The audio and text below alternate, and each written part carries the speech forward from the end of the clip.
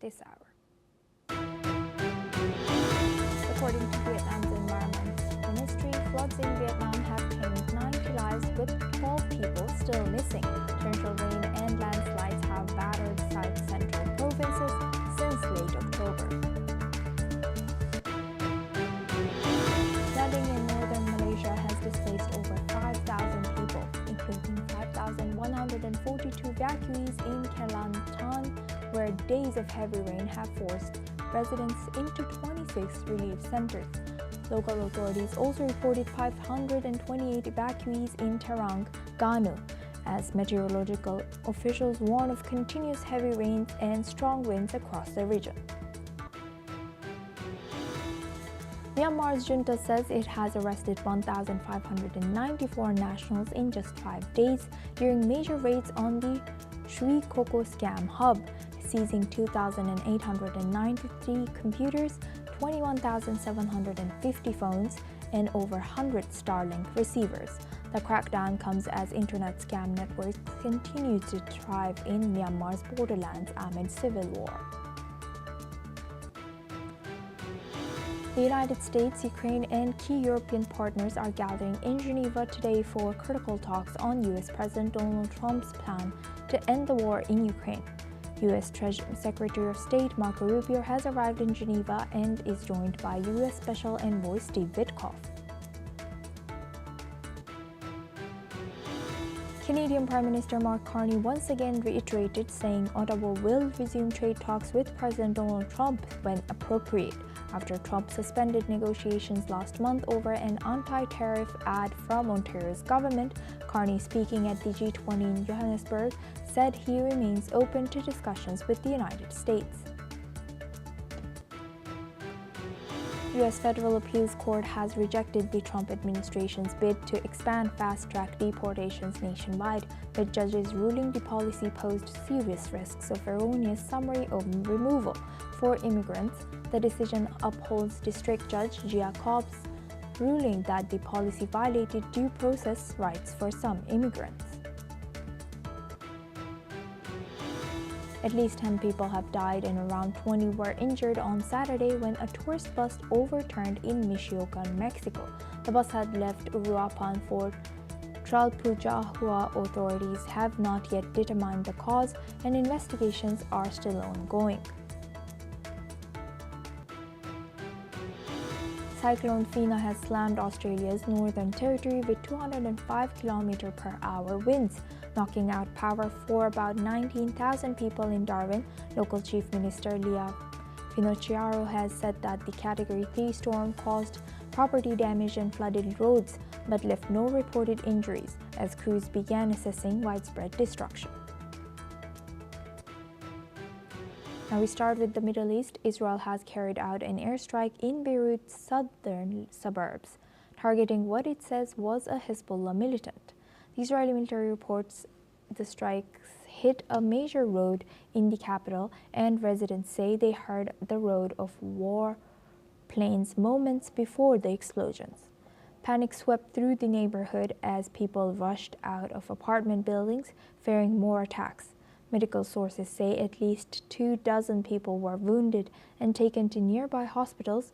There has been no immediate response from Hezbollah or Lebanon's health ministry. Meanwhile, senior U.S. official says Israel did not notify us in advance about Beirut's strike. According to them, they were informed immediately after the strike. Following the strike, Lebanese President Joseph Aoun urged the international community to take strong action to halt Israel's attacks on Lebanon. Aoun has emphasized the need for a firm and serious response to protect the country and its people from further violence. The strike comes as Prime Minister Benjamin Netanyahu says Israel will continue fighting what he calls terrorism on several fronts. Israel has intensified airstrikes in southern Lebanon in recent weeks, accusing Hezbollah of trying to rebuild military positions near the border. Hezbollah denies the claim and says it has adhered to last year's U.S.-brokered ceasefire terms. Let's listen into what IDF spokesperson Shush Bedrosian has said. And a short while ago, the IDF attacked the Hezbollah chief of staff in the heart of Beirut, who led the strengthening and arming of the terrorist organization. Prime Minister Netanyahu ordered the attack upon the recommendation of the defense minister and the IDF chief of staff. Israel is determined to act and achieve its goals anywhere and at all times. As Israel continues to strike Hezbollah targets in Lebanon, Prime Minister Netanyahu said this morning at the government meeting that Israel will continue to do everything necessary to prevent Hezbollah from re-establishing its capacity to threaten us. Israel continues to insist on the full enforcement of the ceasefire agreement with Lebanon, while taking steps to ensure our security. We will not allow Hezbollah, the terror organization, to recover and rebuild its strength and threaten Israel from anywhere inside of Lebanon. The terror organization's activities continue to constitute a violation of the understandings between Israel and Lebanon. Now for this discussion, we welcome Sol Sadka. He's a political commentator, joins us live from Tel Aviv. Thank you very much, Sol, for joining us again. Good to see you. Now, Sol, thank you. Now, Sol, looking at this, what are the political implications of Israel asserting full independence from U.S. approval in its security decision with the situation given and their geography? I don't know if that's a correct interpretation of what's happened. What Israel has been doing in Lebanon continually since the ceasefire, which is now more than a year in the making in Lebanon, is entirely consistent with the terms of that ceasefire, whereby if the Lebanese are not successfully implementing the ceasefire and disarming Hezbollah, Israel reserves the right to continue treating them, which is what happened today. And yet another one of the long line of Hezbollah chiefs of staff that have been replaced over the past 2 years due to their sudden demise has been eliminated. So it seems. We'll find out. And I don't think that is in any way a change of policy from the Israelis at all. Right, but as U.S. mentioned that they were unaware of these strikes. What do you make of that? The U.S. might have indeed been unaware of these strikes. The man assassinated is a U.S. designated terror mastermind on a long list of terror watch lists, and it's not clear that Israel has been coordinating any of the strikes that it's been doing on a continual basis against Hezbollah rearmament in Lebanon over the past year at all. The main thing for Israel right now in Lebanon is to continue attriting Hezbollah faster than Hezbollah are able to rearm. And as long as it keeps doing that, Hezbollah will only remain a threat to the Lebanese people. In the end, the Lebanese state can only function if the Hezbollah army no longer exists, exerting control and holding more power than the Lebanese army itself. If the Lebanese army itself continues to be beholden to the Hezbollah army, then Lebanon is not really an independent state and will continue to be a basket case as it has been since the 1970s. And the Israelis, I think I speak for all Israelis, Israel has no beef with the Lebanese people. The relationship between Israel and Lebanon can be fabulous. We have shared natural resources in the Mediterranean Sea that are a trifle, essentially, for Israel, which has much more natural gas and vastly greater GDP. But for Lebanon, would be absolutely game-changing if they could extract that natural resource. The future for Lebanon in peace with Israel is fantastic, but the future for Lebanon under the thumb of Hezbollah continues. Lebanon is currently, after Afghanistan, it is assessed as the second most miserable place in the world to live. Despite its beautiful scenery, its long Mediterranean coast, and tremendous potential in human capital, it's the second most miserable place in the world to live. And that is entirely because of Hezbollah, an Iranian militia that has occupied their lands for 40 years at this point and has totally failed in their mission to destroy Israel. So they turn Lebanon into a basket case. So it would be a weapon against Israel, yet it fails even in that.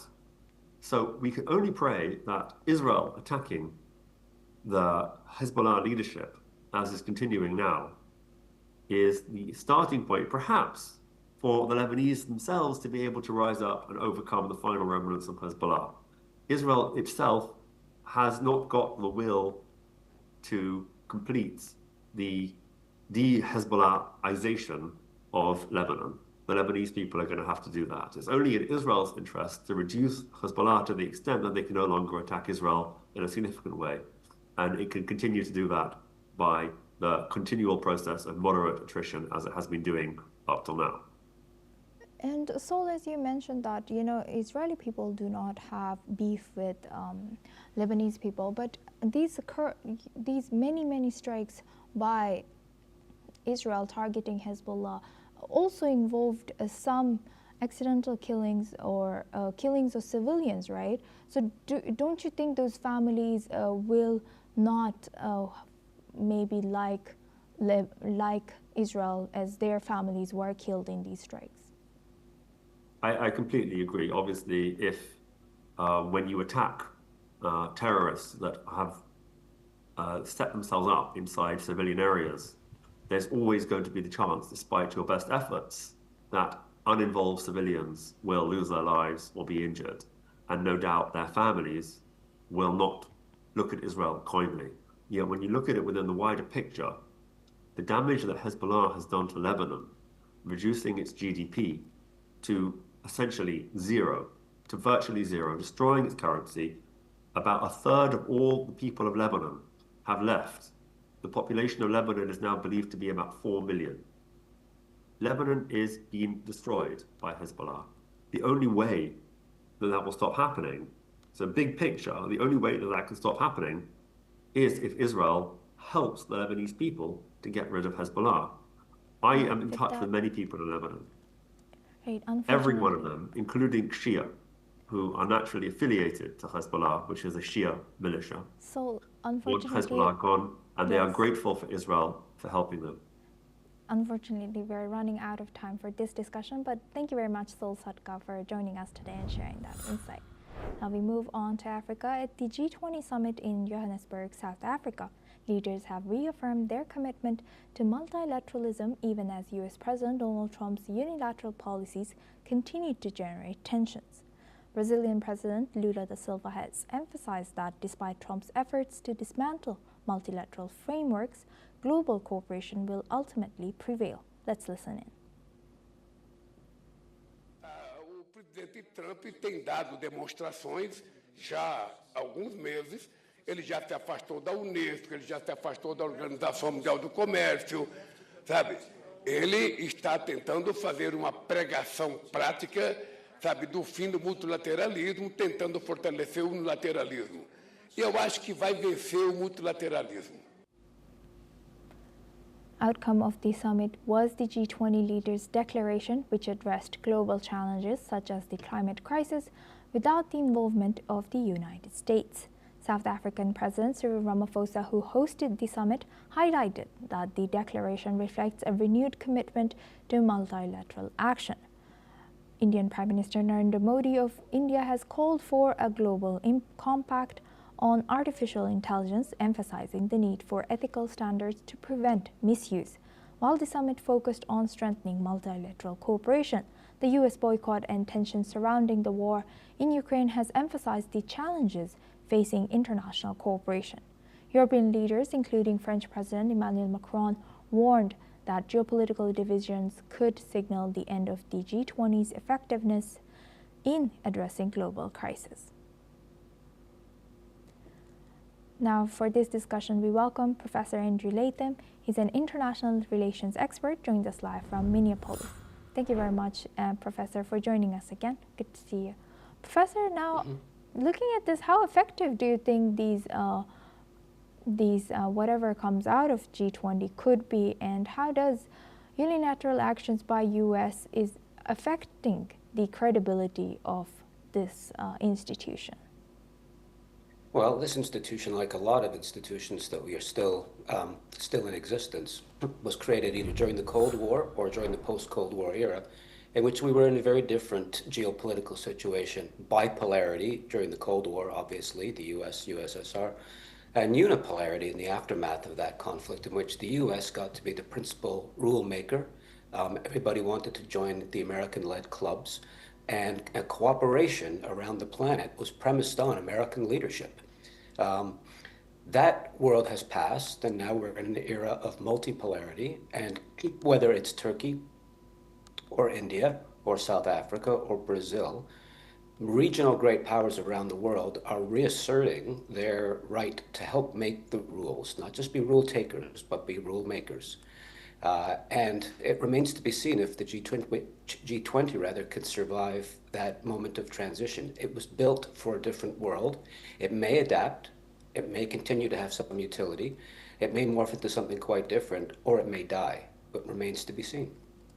Right. With that, I would like to thank Professor Andrew Latham for joining us today and sharing that insight from U.S.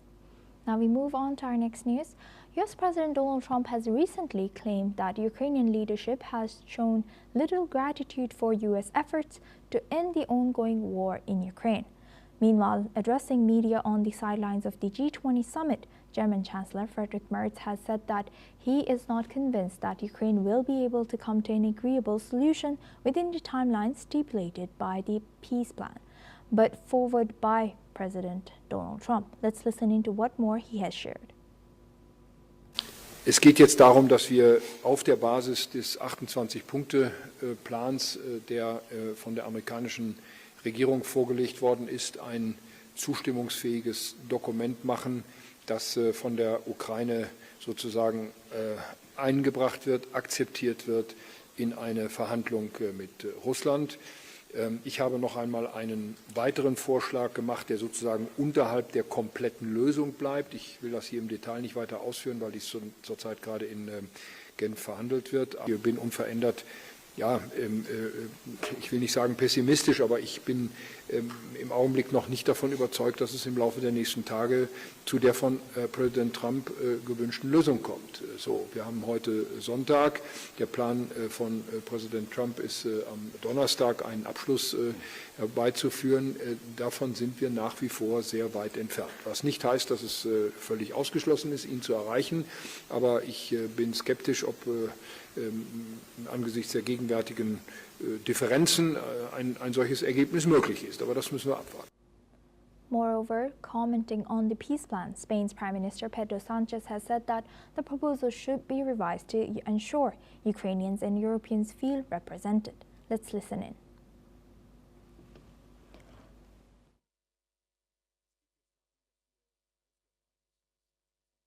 Respetando y reconociendo el esfuerzo que hace la administración estadounidense, creo que ese plan, esa propuesta de paz, tiene que ser revisada en profundidad, sobre todo para que los europeos y los ucranianos nos podamos sentir representados y podamos construir esa paz justa y duradera que, lógicamente, merecen y necesitan los ucranianos y, desde luego, necesita también Europa.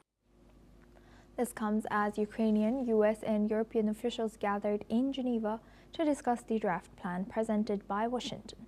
The plan has raised concerns over potential major concessions to Russia, including territorial yieldings, limits on Ukraine's military, and reunification of NATO ambitions. Now for this discussion, we welcome Glenn Grant. He's a former advisor to Defense Minister of Ukraine. Thank you very much, Glenn, for joining us again. Good to see you. Glenn, now thank you. Hi. Now, looking at this, while we know that U.S. delegation in Ukraine discusses peace talks, the war goes on. How is this escalating situation in the battle going to affect the peace talks? And what are you expecting from these talks? Yeah, okay. Well, first of all, I just tell you that I'm in Kiev at the moment. And we're in blackout. And the light you can see is from my orienteering headlamp, which I brought with me. And this is typical of things at the moment. I was talking to people yesterday and the day before here, and most of them just think that the plan is a joke, and that Zelensky cannot afford to take it seriously. I mean, I was actually talking to soldiers two days ago who were back from the front line, and they just think it will have to be ignored because it's so completely a Russian plan and just a maximalist Putin plan that it's actually beyond common sense. Let's just say that. The fighting will just go on and just carry on because Russia's not going to stop, and therefore Ukraine can't stop.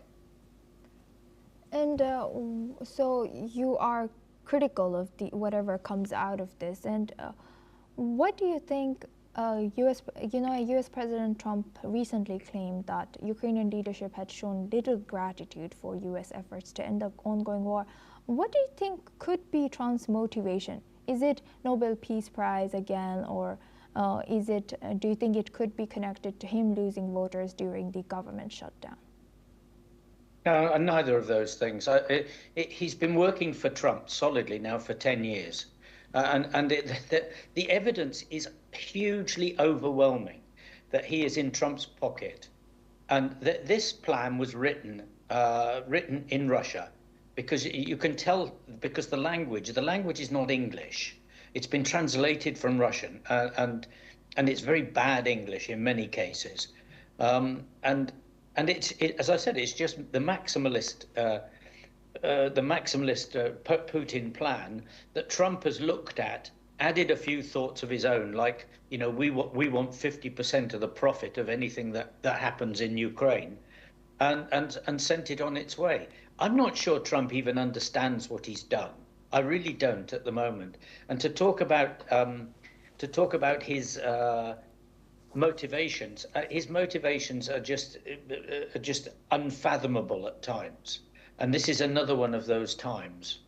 Right. And Glenn, what political challenges are rising between U.S. and Kyiv now? As you mentioned, I did not know that, but you mentioned that you noticed these writings of the proposal was really poor English, and it looked or seemed like it was translated from even Russian to English. And do you think Ukraine and U.S. Can attempt to find a common ground? No, I don't. And sorry, it doesn't seem like it was translated. It was translated from Russian because many of the translations are actually using the Russian spelling of things, like the names Kharkiv, Kherson, and things like this. So it was clearly written in Russia.